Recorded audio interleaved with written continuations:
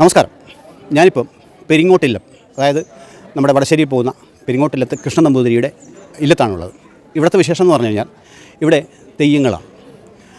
തെയ്യമെന്ന് പറഞ്ഞു കഴിഞ്ഞാൽ 18ഓളം തെയ്യങ്ങൾ കെട്ടിയാടുന്ന 2 ദിവസങ്ങളിലായിട്ട് കെട്ടിയാടുന്ന ഒരു ഇല്ലമാണിത്. പരമ്പരാഗതമായിട്ട് മഷിനോട്ടം നടത്തുന്ന ഒരില്ലം, എല്ലാവർക്കും പരിചയമുള്ള പേര് കേട്ട ഒരു ഇല്ലമാണ്. ഇവിടെ വൈവിധ്യങ്ങളായിട്ടുള്ള വിവിധങ്ങളായിട്ടുള്ള തെയ്യങ്ങൾ കെട്ടിയാടുന്ന ഉത്സവമാണ് ഇന്നലെ ഇന്നുമായിട്ട്. ഏറ്റവും പ്രധാനപ്പെട്ട ധർമ്മദൈവം ധൂമ ഭഗവതിയാണ്. അതിനുശേഷം ഇപ്പം ഹനുമാൻ ദൈവത്തിൻ്റെ ഒരു പുറപ്പാട് അടുത്ത കുറച്ച് സമയത്തിന് തന്നെ ഇവിടെ നടക്കാൻ പോവുകയാണ്. ഹനുമാൻ ദൈവം എന്ന് പറഞ്ഞു കഴിഞ്ഞാൽ നമ്മുടെ കേരളത്തിൽ തന്നെ അത്യപൂർവമാണ്. എവിടെയെങ്കിലും ഉണ്ടോ എന്ന് തന്നെ അറിയില്ല. പക്ഷേ ഇവിടെ ഹനുമാൻ ദൈവമുണ്ട്. ഹനുമാൻ ദൈവത്തിന് വേണ്ടിയിട്ടുള്ള ഗുരുസിയും ബാക്കിയുള്ള കാര്യങ്ങളൊക്കെയാണ് ഇവിടെ ഇപ്പം ഒരുക്കി കഴിഞ്ഞിരിക്കുന്നത്. ദൈവത്തിൻ്റെ പുറപ്പാട് എപ്പോഴും ഉണ്ടാകും. അതുപോലെ കുട്ടിച്ചാത്തൻ്റെ അത് കഴിഞ്ഞു. ഖണ്ഡാകർണൻ്റെ ഗുരുസി അല്പസമയത്തിൽ നടക്കും. അതുപോലെ ഊർപ്പഴശ്ശേരി തെയ്യങ്ങൾ, വലിയ മുടി തെയ്യങ്ങൾ, അങ്ങനെ ഈ ഒരുപാട് തെയ്യങ്ങൾ ഇപ്പോൾ പകൽ നേരങ്ങളിൽ വരാനുണ്ട്. ഏറ്റവും പേര് കേട്ട ചടങ്ങുകൾ കൊണ്ടും ആചാരങ്ങൾ കൊണ്ടും അനുഷ്ഠാനങ്ങൾ കൊണ്ടും കർമ്മങ്ങൾ കൊണ്ടും താന്ത്രിക വിദ്യകളിൽ വലിയ സിദ്ധി ലഭിച്ചിട്ടുള്ള പരമ്പരാഗതമായിട്ട് അവർക്ക് കിട്ടിയിരിക്കുന്ന ആ ഒരു വലിയ അനുഗ്രഹമാണ്, ദൈവാനുഗ്രഹമാണ് ഈ ഒരു താന്ത്രിക വിദ്യയും. ആ പെരിങ്ങോട്ടില്ലത്താണ് ഈ ഒരു തെയ്യങ്ങൾ നടക്കുന്നത്. തെയ്യത്തിന്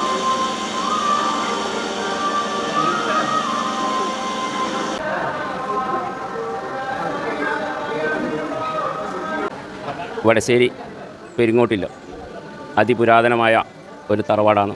എല്ലാ കൊല്ലത്തിലും മുടങ്ങാതെ ഒരു 100ഓളം വർഷം മുടങ്ങാതെ കളിയാട്ടം കഴിച്ച ഈ നാട്ടിലെ ഒരു തറവാടാണിത്. പിന്നെ ഇവിടെ മുത്തശ്ശൻ മുതൽ മുത്തശ്ശൻ അച്ഛൻ അവരുടെ കാലങ്ങളിലൊക്കെ പ്രധാന ആരാധനാമൂർത്തി ധൂമാഭഗവതി, അത് കഴിഞ്ഞ് പഞ്ചുരുളി, ചുടലഭദ്ര. ഇത് 3 ദേവന്മാരും വടക്ക് കുണ്ടുകാനത്തുനിന്ന് മുത്തശ്ശൻ്റെ അപ്പുറം വന്നു എന്നാണ് ഐതിഹ്യം. അന്നേരം സ്ഥലദേവതയായ ഉളന്താട്ട് ഭഗവതിനെ കന്നിമൂലക്ക് വേറെ ഒരു അറയാക്കി സാക്ഷാലിലേക്ക് പ്രതിഷ്ഠിച്ചു. അന്നേരമാണ് ഈ 3 മൂർത്തികളും സ്വർണ്ണപ്രശ്നപ്രകാരം വന്നു എന്നും ആടുന്ന് ഇങ്ങോട്ട് ഈ 3 മൂർത്തികളും കൃത്യമായിട്ട് മുടങ്ങാതെ കളിയാട്ടം നടത്തുന്നതാണ്. പിന്നെ ഒരു 150 കൊല്ലം മുപ്പട്ടയുള്ള ഒരു ഹനുമാൻ്റെ വിഗ്രഹം അത് ഈ സ്ഥലത്ത് തന്നെ കിട്ടിയതാണ്.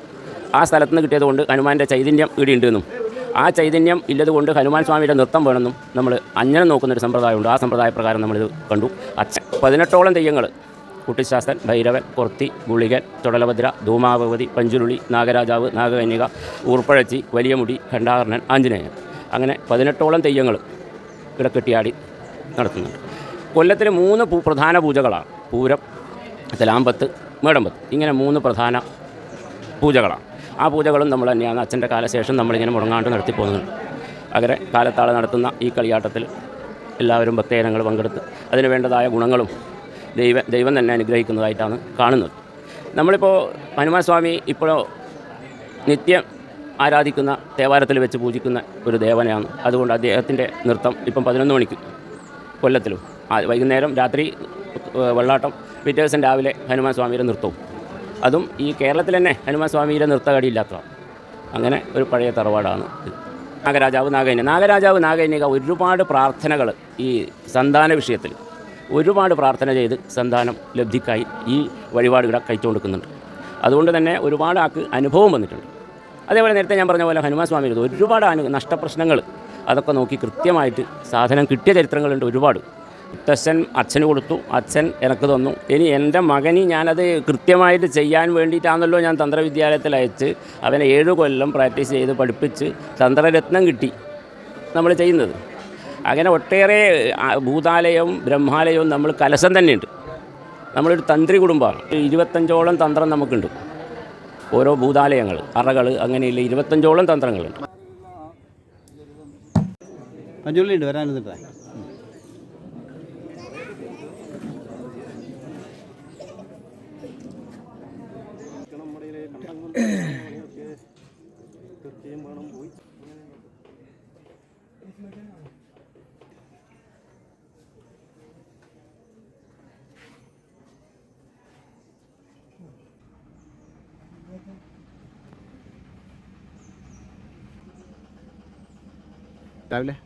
രാവിലെ കഴിഞ്ഞില്ലേ തെയ്യം?